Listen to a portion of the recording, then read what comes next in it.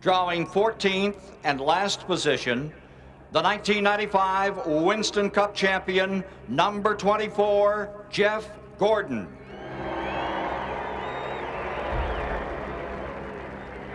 Jeff Gordon starting back there in 14th position. I got to feel that he wants to check his car out, see if he can pass somebody, and he'll be able to find that out in the first couple of laps. And then if it don't work too good for him, then he can just stay back there and start up front in the second race. Different colors on that number 24.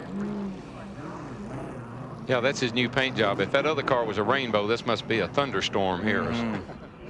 It's a dark cloud coming at you. Just for this race. You're riding with Jeff Gordon, shotgun position.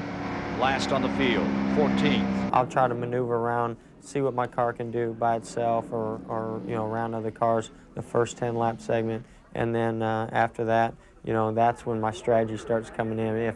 If I can't win the first segment, then I think that, I'm going to try to be somewhere mid-pack so that it's a little bit easier to try to get to the front for the second segment. It looks to me like Earnhardt and Gordon are positioning themselves for the second 10 laps. I think that's exactly what's happening. Jeff Gordon settles down and gets ready for this run. And he's wishing Rick Hendrick well. Going in for some treatment in the hospital. Yeah, I'd like to say hi to Rick. Jeff Gordon still lying there in second spot. And there goes Gordon. I think he's got the move right there into turn one. He probably should bring Rusty with him. Jeff Gordon out in front. Rusty Wallace in that second spot. Well, we didn't hear him say anything was wrong with Gordon's car in that first segment. So I think he was probably just doing what we thought he'd do and get himself up front in the second half. Gordon leading. Gets himself about a 1 car length advantage off that critical second turn. That guy in front right now is doing a lot of defensive driving. He's not running the line that he would be normally running if he wasn't trying to hold them guys behind him.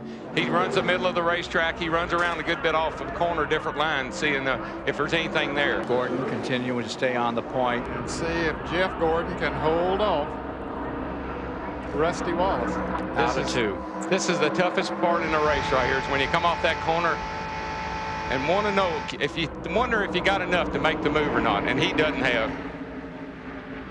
That's pretty much a done deal, looks to me like. Gordon takes us down out of turn number 2. Wallace closing in.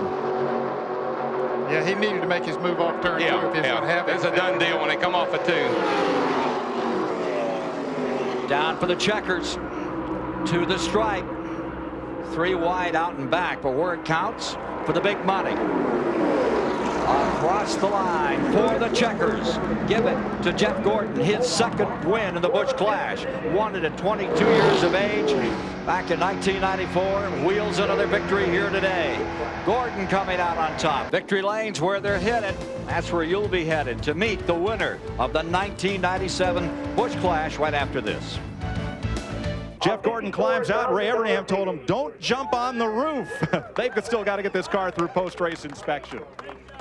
Second win in the Busch Clash for Jeff Gordon in that second half. It started out kind of wild there, and then you took command, and that pretty much dictated the race. Well, I got a real bad start on that first 10 lapper, and then Earnhardt was battling me for who was going to be on the front row for the second 10 lapper. But I knew the whole key was to the restart that last time, and Bobby Labonte's car didn't really take off real well, so I gave him a little bit of help. And when I got in front of Earnhardt, I was like, man, this is exactly what we need to do. And if I can just get by Bobby now, and Rusty actually helped me out a little bit there, and I might learn a little bit from him in Japan. Yeah.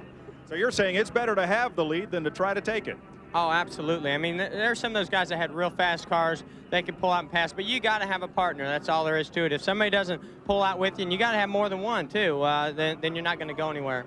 Jeff Gordon wins the first race of Speed Weeks. Now Dick Berggren with Rusty Wallace. The Intimidator beaten by the Dominator, Rick Hendrick, today, who has his cars win both the first segment with Terry Labonte and the overall with Jeff Gordon doing the number.